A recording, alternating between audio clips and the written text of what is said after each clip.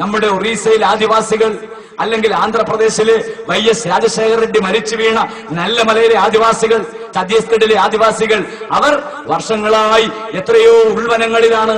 അവരാണ് ഈ രാജ്യത്ത് ആഭ്യന്തര വകുപ്പ് പറയുന്നത് തീവ്രവാദികളാണ്, മാവോയിസ്റ്റുകളാണെന്ന്.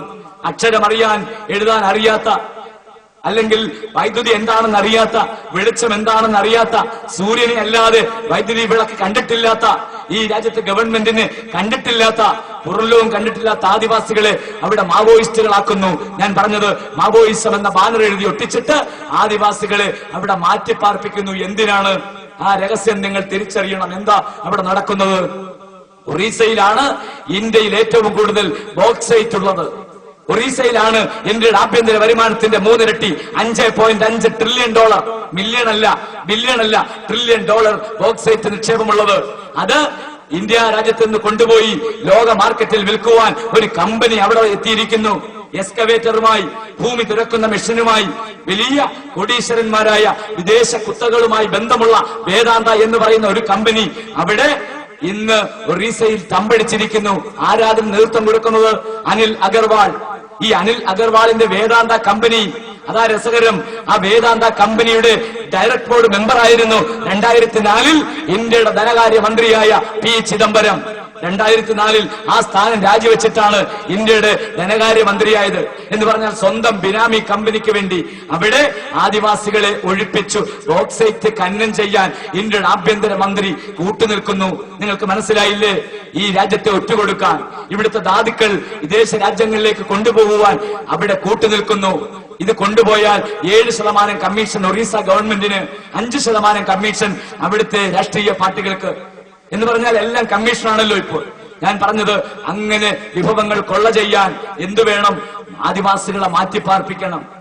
ആദിവാസികളെ മാറ്റിപ്പാർപ്പിച്ചില്ലെങ്കിൽ ഭൂകമ്പം ഉണ്ടാകുമ്പോൾ, സ്ഫോടനം നടക്കുമ്പോൾ, ഭൂമി പൊട്ടുമ്പോൾ ഈ രാജ്യത്തെ മാധ്യമ പ്രവർത്തകർ പറന്നെത്തിയാൽ, മനുഷ്യാവകാശ പ്രവർത്തകർ പറന്നെത്തിയാൽ പിന്നീട് ഖനനം നടക്കത്തില്ല.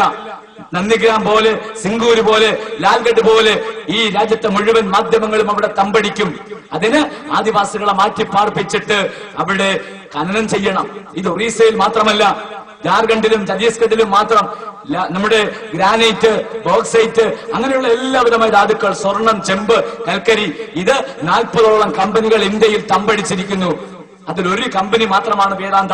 ഞാൻ പറഞ്ഞു വന്നത് ഈ രാജ്യത്താടിനെ പട്ടിയാക്കുന്നത് പോലെ, പേയില്ലാത്ത പട്ടിയെ പേപ്പട്ടി എന്ന് വിളിച്ച് തല്ലിക്കൊല്ലുന്നത് പോലെ ഈ രാജ്യത്ത് മാവോയിസം എന്ന ബാനർ ഒട്ടിച്ച് ആദിവാസികളെ ഭീകരവാദികളാക്കുന്നു, ദളിതരെ തീവ്രവാദികളാക്കുന്നു, മുസ്ലിങ്ങളെ ഭീകരവാദികളാക്കുന്നു.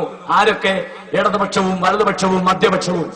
ഈ രാജ്യത്ത് ആരും, ഈ രാജ്യത്ത് ഒരാളും പറഞ്ഞില്ല ഈ സമൂഹങ്ങളെ നിങ്ങൾ ടാർഗറ്റ് ചെയ്യരുതെന്ന്. ഞാൻ പറഞ്ഞത് ഇടതുപക്ഷം എന്നൊരു പക്ഷമില്ല, വലതുപക്ഷം എന്നൊരു പക്ഷമില്ല, മധ്യപക്ഷം എന്നൊരു പക്ഷമില്ല.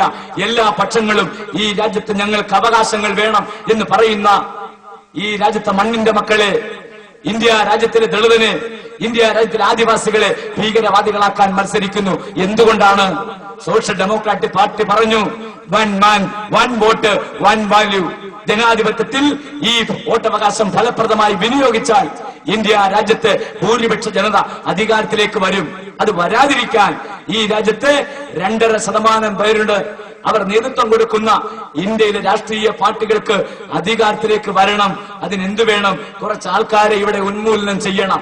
ഭീകരവാദികളാക്കി, തീവ്രവാദികളാക്കി, മാവോയിസ്റ്റുകളാക്കി ഈ രാജ്യത്തിന്റെ പൊതുധാരയിൽ നിന്ന് മാറ്റി നിർത്തണം. അതിനാണ് അവർ തന്ത്രങ്ങൾ മെനയുന്നത്. നിങ്ങൾ കണ്ടില്ലേ? ഇടതുപക്ഷം എന്നൊരു പക്ഷമുണ്ടായിരുന്നെങ്കിൽ, വലതുപക്ഷം എന്നൊരു പക്ഷമുണ്ടായിരുന്നെങ്കിൽ, മധ്യപക്ഷം എന്നൊരു പക്ഷമുണ്ടായിരുന്നെങ്കിൽ ഈ കഴിഞ്ഞ 11-ാം തീയതി നിങ്ങൾ കണ്ടു ഇന്ത്യയിലെ എല്ലാ പത്രങ്ങളിലും സുഷമ സ്വരാജും നമ്മുടെ ബൃന്ദ കാരാട്ടും, ഈ രാജ്യത്തിലെ 2 യഥാർത്ഥ ശത്രുക്കൾ എന്ന് നമ്മൾ കരുതുന്ന കമ്മ്യൂണിസ്റ്റ് മാർക്സിസ്റ്റ് പാർട്ടിയുടെ പൊളിറ്റ് ബ്യൂറോ അംഗം ബൃന്ദ കാരാട്ടും, പിന്നെ BJPയുടെ അനിഷേധ്യ നേതാവ് സുഷമ സ്വരാജും ഗാഢ ആലിംഗനം ചെയ്ത് എല്ലാ പത്രങ്ങളിലും നമ്മൾ കണ്ടു. എന്തിനു വേണ്ടിയാ? ഇന്ത്യ രാജ്യത്തെ വിലക്കയറ്റത്തിനെതിരെയല്ല, ഇന്ത്യയിലെ ഏതെങ്കിലും ഗുരുതരമായി നേരിടുന്ന ഒരു പ്രശ്നത്തിനെതിരെയല്ല. ഇന്ത്യയിൽ അവർ വിജയിച്ചു. രാജ്യസഭയിൽ വനിതാ സംവരണ ബില്ല് പാസായി എന്ന് കണ്ടപ്പോൾ കെട്ടിപ്പിടിച്ചു. എന്തിനു വേണ്ടി?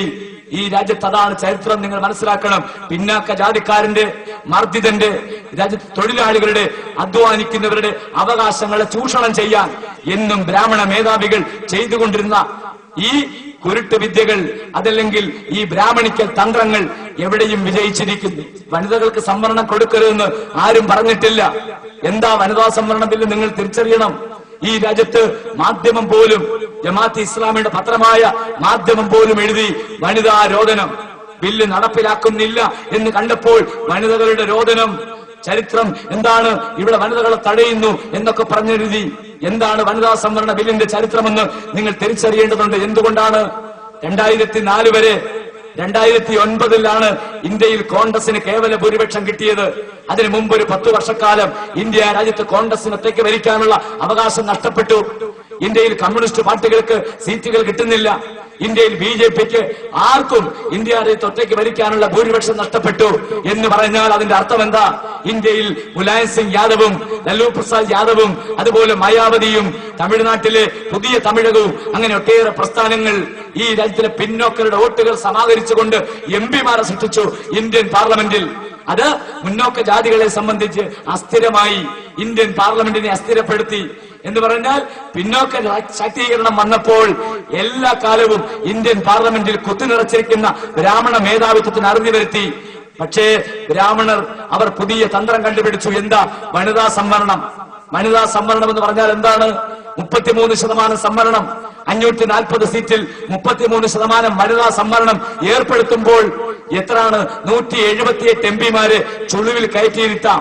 ഇന്നത്തെ നമ്മുടെ കൊടിയേരിയുടെ പെങ്ങന്മാര്, അതല്ലെങ്കിൽ നമ്മുടെ ചാറ്റർജിമാരുടെ ഭാര്യമാര്, മുഖർജിമാരുടെ അമ്മമാര്, അവരുടെ സഹോദരങ്ങളെ ഇന്ത്യൻ പാർലമെന്റിൽ ചുളിവിൽ കയറ്റാനുള്ള തന്ത്രമായിരുന്നു ഈ രാജ്യത്തെ വനിതാ സംവരണം. പിന്നോക്ക സമൂഹങ്ങൾ പറഞ്ഞത് എന്താണ്? നിങ്ങൾ 50% സംവരണം കൊടുത്തു. 540-ൽ 270 വനിതകളെ നിങ്ങൾ തെരഞ്ഞെടുത്തു. പക്ഷെ ഒരു കാര്യം ചെയ്യണം, നമ്മുടെ CK ജാനുവിന് ഇന്ത്യൻ പാർലമെന്റിൽ പോകണ്ടേ? പർദ്ദയിട്ട 2-3 പെൺകുട്ടികൾ മുസ്ലിം സമുദായത്തിൽ നിന്ന് ഇന്ത്യൻ പാർലമെന്റിലേക്ക് പോകണ്ടേ? കേരള നിയമസഭയിലേക്ക് പോകണ്ടേ? അതിനൊരു കാര്യം ചെയ്യണം. 100 സീറ്റ് കൊടുക്കുമ്പോൾ അതിലൊരു 5% അല്ലെങ്കിൽ 10% ഉപസംവരണം ഏർപ്പെടുത്തണം. അതല്ലെങ്കിൽ കണ്ടില്ലേ, രാജ്യസഭയിലേക്ക് കമ്മ്യൂണിസ്റ്റ് പാർട്ടിയുടെ ഇന്നലത്തെ പത്രത്തിൽ നിങ്ങൾ കണ്ടില്ലേ, CPM തെരഞ്ഞെടുത്ത് അയച്ചത് ആരെയാ? 2 നായന്മാരെ. കേരളത്തിൽ ഏറ്റവും കുറഞ്ഞ 12% മാത്രമുള്ള ഒരു സമുദായത്തിന്റെ 2 നേതാക്കളെയാണ് രാജ്യസഭയിലെ ഒഴിവ് വന്ന സീറ്റിലേക്ക് കമ്മ്യൂണിസ്റ്റ് പാർട്ടി പോലും തെരഞ്ഞെടുത്ത് അയച്ചത്. എന്ന് പറഞ്ഞാൽ ആരാണ്? Doctor TN സീമയും KN ബാലഗോപാലും. ഞാൻ സാന്ദർഭികമായി സൂചിപ്പിച്ചതാ. എന്ന് പറഞ്ഞാൽ തെരഞ്ഞെടുത്തപ്പോൾ, അവിടോട്ട് പോയപ്പോൾ, പറഞ്ഞു വിട്ടപ്പോൾ സ്വാഭാവികമായും ഈ രാജ്യത്തിലെ മുന്നോക്ക സമൂഹത്തിലെ സ്ത്രീകളെ പോവുകയുള്ളൂ. ഏതെങ്കിലും ഒരു സീറ്റ് വനിതാ സംവരണമാക്കിയാൽ, കാസർഗോഡ് സീറ്റ് വനിതാ സംവരണമാക്കിയാൽ, അതല്ലെങ്കിൽ കേരളത്തിലെ 20 പാർലമെന്റ് സീറ്റിൽ ഏകദേശം 6 പാർലമെന്റ് സീറ്റ് വനിതാ സംവരണ സീറ്റാക്കിയാൽ ഏതെങ്കിലും ഒരു ആദിവാസി പെൺകുട്ടിക്ക്, ഒരു പട്ടികജാതി പെൺകുട്ടിക്ക് അവിടെ മത്സരിച്ച് ജയിക്കാൻ കഴിയുമോ? ഈ രാജ്യത്തിലെ മുന്നോക്കക്കാർ മാത്രമല്ലേ, അവരുടെ സ്ത്രീകൾ മാത്രമല്ലേ സ്ഥാനാർത്ഥികളായി വരികയുള്ളൂ? ഈ ആശങ്കയാണ് ഇന്ത്യയിലെ പിന്നോക്ക സമൂഹങ്ങൾ പങ്കുവെച്ചത്. അതുകൊണ്ടാണ് അവർ കൈമേയ് മറന്ന് അവിടെ ബഹളമുണ്ടാക്കിയത്. നിങ്ങൾ മനസ്സിലാക്കണം. അതല്ലാതെ അവർ മധ്യഭ്രമം കാണിച്ചതല്ല, വനിതകളോടുള്ള എതിർപ്പല്ല. ലല്ലു പ്രസാദ് യാദവ് ബീഹാറിൽ മുഖ്യമന്ത്രിയായി പിന്നോട്ട് പോയപ്പോൾ സ്വന്തം ഭാര്യയെ റബ്രി ദേവിയെ അവർ മുഖ്യമന്ത്രിയാക്കിയ ആളാ. ഞാൻ പറഞ്ഞത് ലല്ലു പ്രസാദ് യാദവിന്റെ രാഷ്ട്രീയത്തോടുള്ള വിയോജിപ്പ് നിലനിർത്തിക്കൊണ്ട് അവർ മാത്രമാണ് ഇന്ത്യൻ പാർലമെന്റിൽ, രാജ്യസഭയിൽ ബഹളമുണ്ടാക്കാനുണ്ടായിരുന്നത്. ആർക്കു വേണ്ടി? ദളിതന് വേണ്ടി, പിന്നാക്കന് വേണ്ടി, മുസ്ലിമിന് വേണ്ടി. 20% കേരളത്തിലെ, ഇന്ത്യയിലെ മുസ്ലിമിന് 20% വേണ്ട, 10% സ്ത്രീകളുടെ സംവരണം വേണ്ടേ? നിങ്ങൾ അതാണ് തിരിച്ചറിയേണ്ടത്. കേരളത്തിൽ, ഇന്ത്യയിൽ ഭീകരമായ ഈ ജാതി സമവാക്യങ്ങൾ, തന്ത്രങ്ങൾ നടത്തുമ്പോൾ ഈ രാജ്യത്തെ മുസ്ലിം ലീഗ് പോലും, വഹാബ് പോലും ഒരക്ഷരം മിണ്ടിയില്ല. ഈ രാജ്യത്തിലെ കോൺഗ്രസിന് അനുകൂലമായി നിലപാടെടുത്തു. ഞാൻ പറഞ്ഞു വരുന്നത്, ഈ രാജ്യത്ത് ഇടതുപക്ഷം എന്നൊരു പക്ഷമില്ല, വലതുപക്ഷം എന്നൊരു പക്ഷമില്ല, മധ്യപക്ഷം എന്നൊരു പക്ഷമില്ല. സംവരണത്തിന്റെ കാര്യം വരുമ്പോൾ, ഭൂമിയുടെ കാര്യം വരുമ്പോൾ 793 ദിവസം ചെങ്ങറയിൽ സമരം ചെയ്ത ആദിവാസി സഹോദരങ്ങൾ, ദളിതർ 793 ദിവസം സമരം ചെയ്തപ്പോൾ എന്നാണ് ഒക്ടോബർ 5-ാം തീയതി ഗവൺമെന്റ് ചർച്ചയ്ക്ക് വിളിച്ച് ആ സമരം ഒത്തുതീർപ്പാക്കിയപ്പോൾ ആരൊക്കെയാണ് ആ സമരം ഒത്തുതീർപ്പാക്കാൻ കൂട്ടുനിന്നത്? ഉമ്മൻചാണ്ടിയും KP രാജേന്ദ്രനും